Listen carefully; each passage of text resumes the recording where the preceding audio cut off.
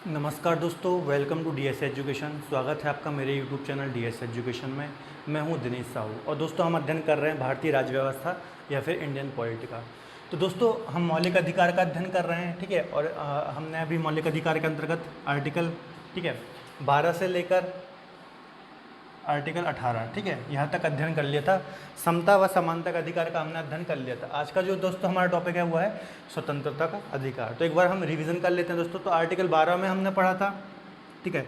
Article 12 में राज्य शब्द को परिभाषित किया गया है, ठीक है। इसके अलावा आपने 13 में दो चीज़ें पढ़ी थी, ठीक है। 13 में एक चीज़ हमने पढ़ी थी कि जो हमारी न्यायपालिका है, ठीक है, उसे न्यायिक पुनः अवलोकन की शक्ति है, ठीक है।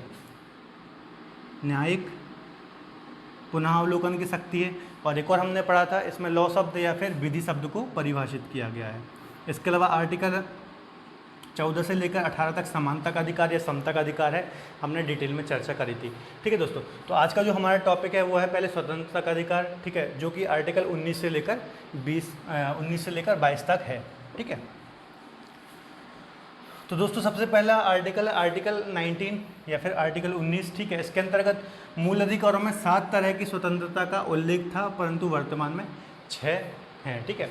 तो दोस्तों आर्टिकल 19 में क्या दिया गया है हमें, जब मूल संविधान था हमारा, जब संविधान बनकर तैयार हुआ था, तो इसके अंतर्गत 7 तरह की स्वतंत्रता दी गई थी भारतीय नागरिकों को, ठीक है। परंतु वर्तमान में 6 प्रकार की स्वतंत्रता है, ठीक है। एक संपत्ति का जो अधिकार था हमारा मौलिक अधिकार, उसे हटा दिया गया था 44वें संविधान संशोधन 1978 के द्वारा।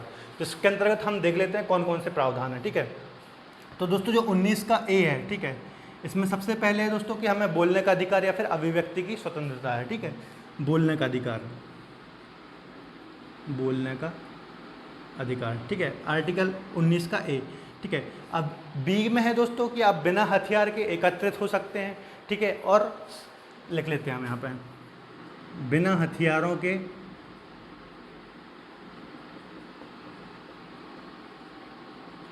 एकत्रित होने, ठीक है, और सभा करने की स्वतंत्रता, ठीक है। तो बी में क्या दिया है दोस्तों, बिना हथियारों के आप एकत्रित हो सकते हैं, ठीक है, कुछ लोग एकत्रित हो सकते हैं, ठीक है, और सभा भी कर सकते हैं, ठीक है। बी में ये दिया हुआ है। इसके बाद दोस्तों सी में दिया हुआ है, 19 के सी में दिया है, ठीक है। अब देखिए आपको बोलने का अधिकार मिल गया, ठीक है, अभिव्यक्ति की स्वतंत्रता मिल गई, बिना हथियारों को एकत्रित होने की स्वतंत्रता मिल गई, ठीक है, सभा करने की स्वतंत्रता मिल गई। अब सी में लिखा हुआ है संघ बनाने की स्वतंत्रता, आप संघ बना सकते हैं, संघ बनाने की स्वतंत्रता, ठीक है। तो सी में हो गया दोस्तों संघ बनाने की स्वतंत्रता। इसके बाद डी में दोस्तों दिया गया है, ठीक है, आप देश में कहीं भी किसी भी क्षेत्र में आवागमन कर सकते हैं, ठीक है। तो देश में कहीं भी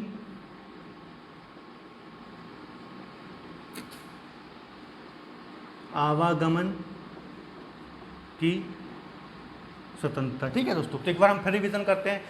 19 ए में है बोलने की स्वतंत्रता या फिर अभिव्यक्ति की स्वतंत्रता, ठीक है। बी में दिया हुआ है बिना हथियारों के आप एकत्रित हो सकते हैं, ठीक है, और सभा कर सकते हैं। इसके बाद सी में है दोस्तों आप संघ बना सकते हैं, और डी में है देश में कहीं भी आवागमन कर सकते हैं, ठीक है। फिर ई में दोस्तों दिया गया कि देखिए अब आपने आवागमन भी कर लिया, ठीक है, अब देश में आप किसी भी क्षेत्र में बस भी सकते हैं, ठीक है।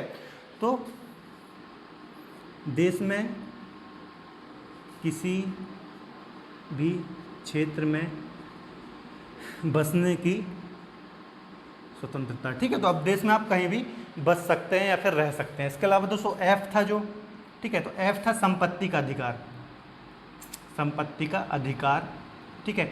इसे दोस्तों खत्म कर दिया गया है, ठीक है, 44वें संविधान संशोधन 1978 के द्वारा, ठीक है। तो ये याद रखना आपको, जो एफ आर्टिकल है, ठीक है, इसे खत्म कर दिया गया है, 19 का एफ है, ठीक है, इसे खत्म कर दिया गया है। इसके अलावा आता है जी। तो दोस्तों जी में ये कहा गया है कि आप व्यापार कर सकते हैं, अपनी आजीविका चला सकते हैं, ठीक है। तो आप देश में कहीं भी व्यापार कर सकते हैं, व्यापार करने व आजीविका चलाने की स्वतंत्रता, ठीक है। आप कोई भी व्यापार कर सकते हैं और अपनी आजीविका चला सकते हैं। तो एक बार हम रिवीजन कर लेते हैं और याद करते हैं, ठीक है दोस्तों। और दोस्तों एक बात याद रखना, ये बोलने की स्वतंत्रता या अभिव्यक्ति की स्वतंत्रता है, इसी के अंतर्गत प्रेस को भी स्वतंत्रता दी गई है, ठीक है, प्रेस की स्वतंत्रता, ठीक है, 19 में इसका जिक्र है, ठीक है। तो एक बार हम रिवीजन कर लेते हैं दोस्तों। तो हम पढ़ रहे हैं आर्टिकल 19, ठीक है, स्वतंत्रता का अधिकार। इसमें पहला आर्टिकल है आर्टिकल 19 और 19 का ए है दोस्तों, हमें आर्टिकल 19 ए के द्वारा बोलने की स्वतंत्रता या फिर अभिव्यक्ति की स्वतंत्रता मिलती है, ठीक है। प्रेस की जो स्वतंत्रता है, ठीक है, हमारी मीडिया है, ठीक है, इसकी स्वतंत्रता भी आर्टिकल 19 ए के द्वारा इनको स्वतंत्रता दी गई है, ठीक है। इसके बाद दोस्तों हमने बोलने की स्वतंत्रता मिल गई। इसके बाद बी में दिया हुआ है बिना हथियारों के एकत्रित होने, ठीक है, और सभा करने की स्वतंत्रता। हम एकत्रित भी हो सकते हैं और कोई सभा भी कर सकते हैं, ये बी में दिया हुआ है। सी में है दोस्तों, अब हम एकत्रित हो गए, तो अब एकत्रित हो गए जब हम, तो उन लोगों के साथ एक संघ भी बना सकते हैं, ठीक है, तो संघ बनाने की स्वतंत्रता है सी में। इसके बाद दोस्तों डी में है देश में कहीं भी आवागमन की स्वतंत्रता, तो हम देश में कहीं भी किसी भी क्षेत्र में आवागमन कर सकते हैं। इसके बाद दोस्तों ई में है देश के, अब देखिए हमने आवागमन भी कर लिया, ठीक है, तो देश के किसी भी क्षेत्र में बसने की स्वतंत्रता, तो हम कहीं भी देश में रह सकते हैं। इसके अलावा दोस्तों एफ को ख़त्म कर दिया गया है 44वें संविधान संशोधन 1978 के द्वारा। और लास्ट है हमारा किसी भी प्रकार का व्यापार करने या फिर आजीविका चलाने की स्वतंत्रता। तो ये हमारे दोस्तों 6 प्रकार के मौलिक अधिकार थे, ठीक है, जो कि स्वतंत्रता के अधिकार के अंतर्गत हैं, ठीक है। इसके बाद दोस्तों है आर्टिकल 20। आर्टिकल 20 है अपराधों के लिए दोष सिद्धि के संबंध में संरक्षण, ठीक है, अपराधों के लिए दोष सिद्धि के संबंध में संरक्षण।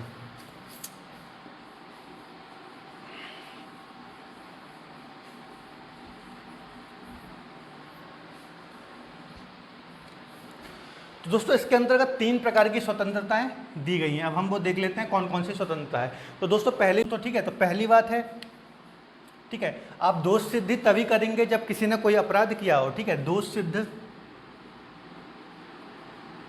तभी करेंगे जब किसी ने कोई अपराध किया हो, ठीक है।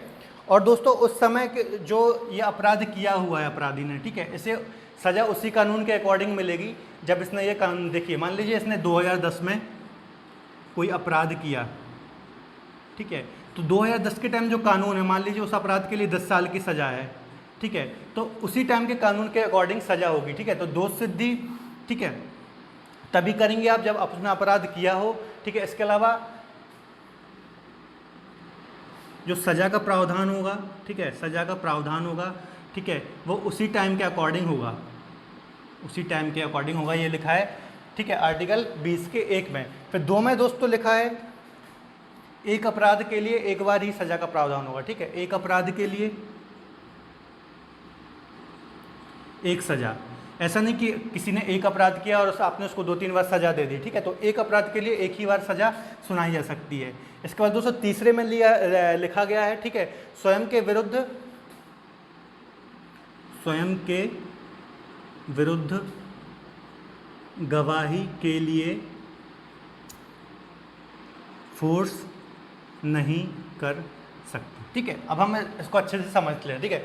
हम पढ़ रहे हैं आर्टिकल 20। आर्टिकल 20 में लिखा है दोस्तों अपराधों के लिए दोष सिद्धि के संबंध में संरक्षण, ठीक है। यदि कोई व्यक्ति अपराध करता है तो उसके दोष सिद्धि के संबंध में उसे संरक्षण दिया गया है, ठीक है। ये 3 प्रकार की स्वतंत्रता दी गई है इसके अंतर्गत। तो दोस्तों पहली स्वतंत्रता उसे दी गई है, ठीक है, आर्टिकल 20 के अंतर्गत, कि दोष सिद्ध आप किसी को तभी करेंगे जब उसने कोई अपराध किया हो, ठीक है। ऐसा नहीं कि उसने अपराध नहीं किया हो आप जबरदस्ती उस पर दोष थोप दो, ठीक है। तो दोष सिद्धि तभी करेंगे जब किसी ने कोई अपराध किया हो। इसके अलावा दोस्तों जो उसे उस अपराध की सज़ा मिलेगी, ठीक है, वो उसी के अकॉर्डिंग मिलेगी जब उसने अपराध किया है। देखिए जैसे मैंने आपको बताया, जैसे किसी अपराधी ने 2010 में कोई अपराध किया, ठीक है, और इसका फैसला आया मान लीजिए 2015 में, ठीक है, और ये कानून इस टाइम में सज़ा का प्रावधान था 10 साल, ठीक है, और 2015 में हो गया 12 साल, ठीक है। तो यदि इसका भले ही 2015 में डिसीजन आ रहा है, ठीक है, लेकिन इसे सज़ा 10 साल की ही मिलेगी, क्योंकि उस टाइम जब अपराध किया था तो कानून में 10 साल की सज़ा थी, ठीक है। तो कानून की सज़ा उसी टाइम के अकॉर्डिंग मिलेगी जब उसने अपराध किया है। इसके बाद दूसरा है दोस्तों एक अपराध के लिए एक ही बार सज़ा मिलेगी, ठीक है, ऐसा नहीं कि 2 बार 3 बार सज़ा दे दो आप। इसके बाद तीसरा पॉइंट है दोस्तों स्वयं के विरुद्ध गवाही के लिए फोर्स नहीं कर सकते, ठीक है। जो अपराधी है आप उसे फोर्स नहीं कर सकते, वो अपने स्वयं के खिलाफ गवाही दे। तो ये 3 पॉइंट इसके अंतर्गत दिए गए हैं आर्टिकल 20 के अंतर्गत। इसके बाद दोस्तों आर्टिकल 21। आर्टिकल 21 बोलता है दोस्तों प्राण व दैहिक स्वतंत्रता का संरक्षण, ठीक है। तो इसको भी हम समझ लेते हैं, बहुत ही इंपॉर्टेंट आर्टिकल है दोस्तों आर्टिकल 21, ठीक है, बहुत ही डायनामिक आर्टिकल है।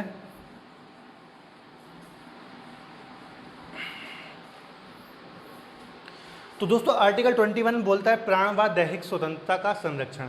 तो दोस्तों प्राण से मतलब है हमारे जीवन, आपको पता हुआ, ठीक है, और दैहिक स्वतंत्रता से मतलब है, ठीक है, कि हमारी स्वतंत्रता, हम कुछ भी कर सकते हैं जो हम चाहते हैं, ठीक है, हमारी मर्जी है कि हम कुछ भी कर सकते हैं। तो ये दो जो चीज़ें इसमें दी गई हैं, प्राण व दैहिक स्वतंत्रता। अब दोस्तों इसके अंतर्गत कहा गया है कि किसी व्यक्ति को उसके प्राण व दैहिक स्वतंत्रता से विधि द्वारा स्थापित प्रक्रिया के अलावा वंचित नहीं किया जा सकता। ठीक है, अब देखिए दोस्तों इसमें लिखा गया किसी व्यक्ति को उसके प्राण व दैहिक स्वतंत्रता से, ठीक है, उसके विधि द्वारा जो स्थापित प्रक्रिया है उसके अलावा वंचित नहीं किया जा सकता। अर्थात किसी के प्राण लेने का अधिकार सिर्फ एक कंडीशन में है, ठीक है, जो विधि द्वारा स्थापित प्रक्रिया है, उसके अलावा कोई ऐसी प्रक्रिया नहीं है जिससे हम किसी के प्राण ले सकें, ठीक है, या फिर दैहिक स्वतंत्रता उसकी ले सकें। तो ये चीज़ इसके अंतर्गत कही गई है।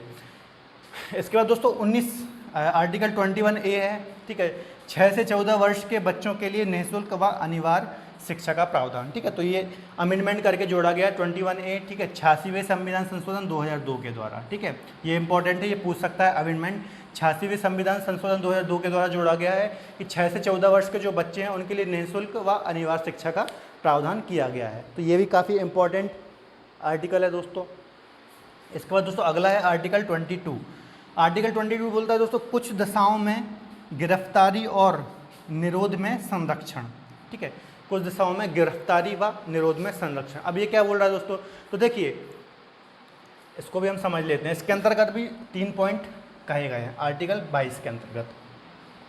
आर्टिकल 22 देखिए दोस्तों, इसके अंतर्गत कहा गया है यदि आप किसी को गिरफ्तार करते हो, ठीक है, तो उसे आपको रीज़न बताना पड़ेगा। ठीक है, यदि आप किसी को गिरफ्तार करते हो तो उसका रीज़न बताना होगा। ऐसा नहीं कि आप किसी को ऐसे ही गिरफ्तार कर लें। ठीक है, तो आपको किसी को गिरफ्तार करते हो सबसे पहले आपको रीज़न बताना होगा कि उसने क्या गुनाह किया है, क्या अपराध किया है। ठीक है, उसको रीज़न बताना होगा। और इसी के अंतर्गत एक और पॉइंट है दोस्तों, जो जिसे आप गिरफ्तार कर रहे हो या फिर जो अभियुक्त है, ठीक है, उसे पूरा अधिकार है कि वो अपनी पसंद का वकील करे। ठीक है, तो ये उसे अपराधी को अधिकार है कि वो अपनी पसंद का वकील करे। इसके अंतर्गत दोस्तों दूसरा पॉइंट कहा गया है, ठीक है, कि संबंधित अभियुक्त को या व्यक्ति को 24 घंटे के भीतर, ठीक है, न्यायालय के समक्ष पेश किया जाए। ठीक है, 24 घंटे के भीतर न्यायालय के समक्ष पेश किया जाए, या फिर मजिस्ट्रेट या फिर दंडाधिकारी हम बोले। ठीक है, 24 घंटे के अंदर न्यायालय के समक्ष पेश किया जाए। तीसरा पॉइंट है, तीसरे पॉइंट के अंतर्गत ये कहा गया है यदि कोई ऐसा व्यक्ति है जो मतलब भविष्य में या फिर निकट भविष्य में कोई अपराध कर सकता है, तो उसे अपराध करने से पहले भी गिरफ्तार किया जा सकता है। ठीक है, तो एक और बार हम तीनों रिवाइज कर लेते हैं। तो दोस्तों पहला पॉइंट है, ठीक है, यदि कोई व्यक्ति को आप गिरफ्तार कर रहे हैं तो उसका आपको रीज़न बताना पड़ेगा क्यों गिरफ्तार कर रहे हैं। इसके अलावा जो अपराधी है या फिर व्यक्ति है, ठीक है, उसे वकील करने का पूरा, अपनी पसंद के वकील करने का पूरा अधिकार है। इसके बाद दोस्तों दूसरा पॉइंट है, ठीक है, जिसे आप गिरफ्तार कर रहे हो उसे 24 घंटे के अंतर्गत न्यायालय या फिर मजिस्ट्रेट, ठीक है, या फिर दंडाधिकारी के सामने आपको पेश करना होगा। इसके अलावा दोस्तों तीसरा पॉइंट ये है कि आप किसी व्यक्ति को, यदि आपको ऐसा लगता है कि कोई व्यक्ति कोई अपराध करने वाला है, ठीक है, तो इस स्थिति में आप उसे गिरफ्तार कर सकते हैं। तो ये 3 पॉइंट दिए गए हैं आर्टिकल 22 के अंतर्गत।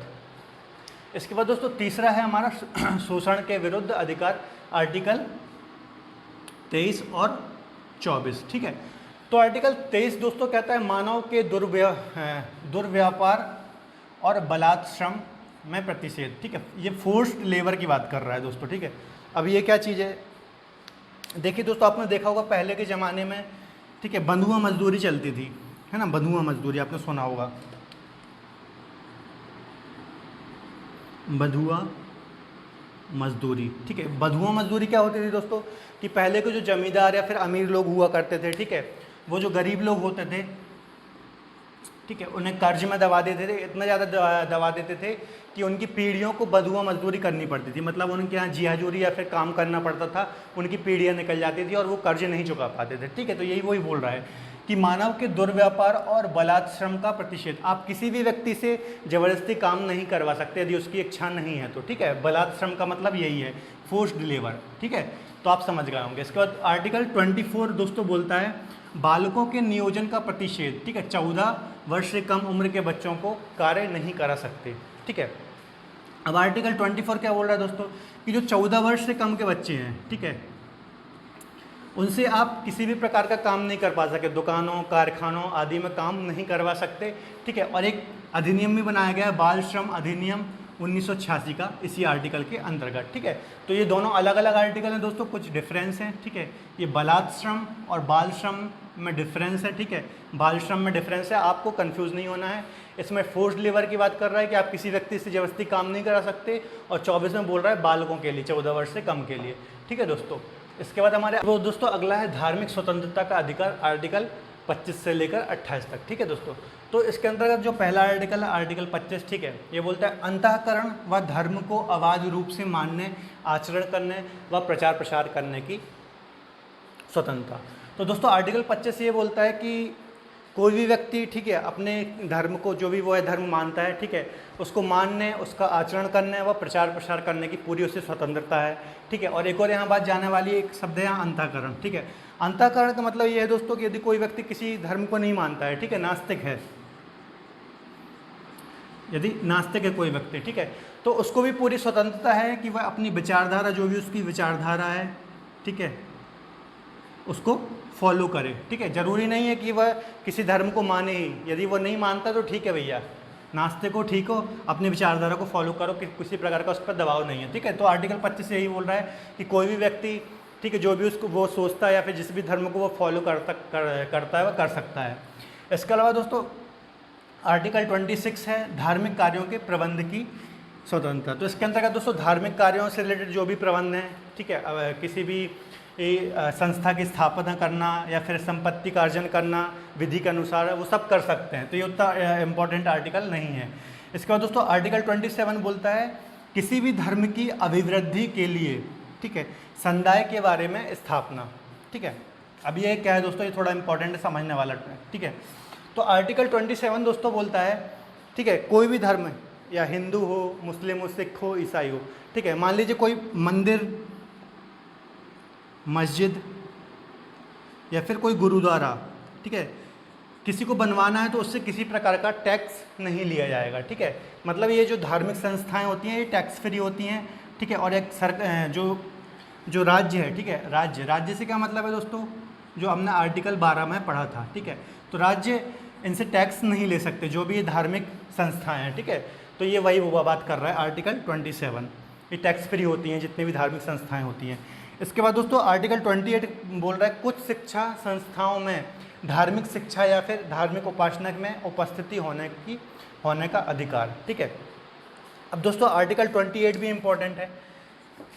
आर्टिकल 28 दोस्तों ये बोल रहा है, ठीक है, मान लीजिए राज्य द्वारा जो मतलब सरकारी स्कूल या फिर संस्थाएं चलाई जाती हैं। ठीक है, जैसे आप मान लीजिए राज्य द्वारा जो संस्थाएं होती हैं, ठीक है, उसमें आप धार्मिक शिक्षा नहीं दे सकते। ठीक है, कोई भी किसी प्रकार की धार्मिक शिक्षा नहीं दे सकते, धार्मिक शिक्षा नहीं दे सकते। ठीक है, राज्य द्वारा मतलब आप समझ सकते हैं सरकारी स्कूल जो होते हैं। ठीक है, सरकारी स्कूल, इनमें आप धार्मिक शिक्षा नहीं दे सकते। इसके अलावा जो निजी संस्थाएं होती हैं, फिर निजी स्कूल होते हैं, निजी संस्थाएं, ठीक है, प्राइवेट स्कूल, इसमें आप धार्मिक शिक्षा दे सकते हैं, धार्मिक शिक्षा दे सकते हैं, परंतु दोस्तों कंडीशन है, यदि बच्चा यह चाह रहा है कि मुझे धार्मिक शिक्षा लेना है तो ठीक है, उसके ऊपर डिपेंड है।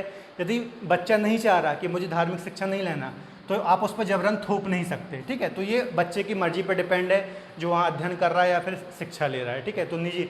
और दोस्तों जो अल्पसंख्यक संस्थाएँ होती हैं जैसे मदरसे वगैरह, ठीक है, तो वहाँ पर आप धार्मिक शिक्षाएँ दे सकते हैं, धार्मिक शिक्षाएं दे सकते हैं। तो ये आर्टिकल 28 के अंतर्गत तीन चीज़ें दोस्तों, एक तो राज्य संस्थाएं जो सरकारी स्कूल आप बोल सकते हैं राज्य द्वारा संचालित हैं, ठीक है, उसे उसमें आप किसी भी प्रकार की धार्मिक शिक्षा नहीं दे सकते। ठीक है, इसके अलावा जो निजी संस्थाएं हैं या प्राइवेट स्कूल आप बोल रहे हैं, वहाँ आप धार्मिक शिक्षाएं दे सकते हैं, परंतु आप किसी पे थोप नहीं सकते। इसके बाद दोस्तों अल्पसंख्यक संस्थाएं हैं, वहाँ आप धार्मिक संस्थाएं दे सकते हैं, जैसे मदरसे वगैरह।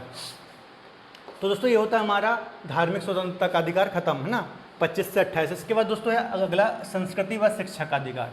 तो आर्टिकल 29 बोलता है दोस्तों अल्पसंख्यक वर्गों के हितों का संरक्षण। ठीक है, इसे दोस्तों जो संस्कृति व शिक्षा का अधिकार है, इसे अल्पसंख्यक वर्गों का के मतलब हितों के संरक्षण से भी जाना जाता है। ठीक है, तो आर्टिकल 29 बोलता है अल्पसंख्यक वर्गों के हितों का संरक्षण। इसके अंतर्गत दोस्तों पहला है 29(1) भारतीय नागरिकों को अपनी लिपि, भाषा, संस्कृति बनाए रखने का अधिकार। ठीक है, अब भारतीय नागरिक कोई भी हो, ठीक है, मतलब किसी भी कम्युनिटी से हो, ठीक है, उसे पूरा अधिकार है कि वह अपनी लिपि, भाषा, संस्कृति, ठीक है, को बनाए रखे, यह उसका अधिकार है। इसके अलावा दोस्तों 29(2) बोलता है यदि राज्य द्वारा कोई शिक्षा संस्थान बनाया जाता है तो उसमें भेदभाव नहीं किया जाएगा। ठीक है, इसका मतलब ये है दोस्तों, यदि हमारी गवर्नमेंट, राज्य का मतलब आर्टिकल 12, ठीक है, यदि राज्य कोई भी शिक्षा संस्थान बनाता है, ठीक है, तो उसमें कोई पार्शियलिटी नहीं होगी। ठीक है, कोई भी स्कूल यदि खोलता है, वो ये संस्था बनाता है, तो उसमें हिंदू भी आ सकता है, हिंदू का बच्चा भी आ सकता है, सिख का बच्चा भी आ सकता है, मुस्लिम का बच्चा भी आ सकता है, क्रिश्चियन भी आ सकता है, सब आकर पढ़ाई कर सकते हैं, कोई भेदभाव नहीं किया जाएगा। ठीक है, तो राज्य द्वारा शिक्षा संस्थान बनाया जाता है, उसमें कोई भेदभाव नहीं होगा। तो ये होगा आर्टिकल 29। इसके बाद दोस्तों आर्टिकल 30 है शिक्षा संस्थाओं की स्थापना व प्रशासन।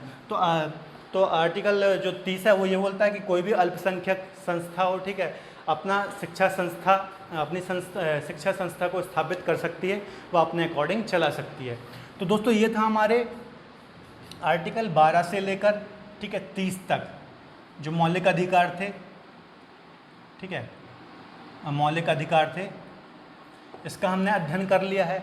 अब दोस्तों हमारा बचा आर्टिकल 32 संवैधानिक उपचारों का अधिकार, जो कि बहुत ज़्यादा इंपॉर्टेंट और समझने वाला आर्टिकल है, प्री की दृष्टि से भी, मेंस की दृष्टि से। तो इसे हम सेपरेट वीडियो में कवर करेंगे। ठीक है, अभी हमने आर्टिकल 30 तक बात कर ली है, ठीक है, अच्छे से डिटेल में। तो दोस्तों आप हमारे साथ जुड़े रहने के लिए हमारे चैनल को सब्सक्राइब कर लीजिए। ठीक है, इसके अलावा यदि आपको लेक्चर पसंद आए तो आप वीडियो को लाइक भी कर सकते हैं। ठीक है, और बेल आइकन दबाना ना भूलें, क्योंकि जब भी हमारा नया वीडियो आता है तो सबसे पहले आपके पास पहुंच जाए। अपना ख्याल रखें, धन्यवाद।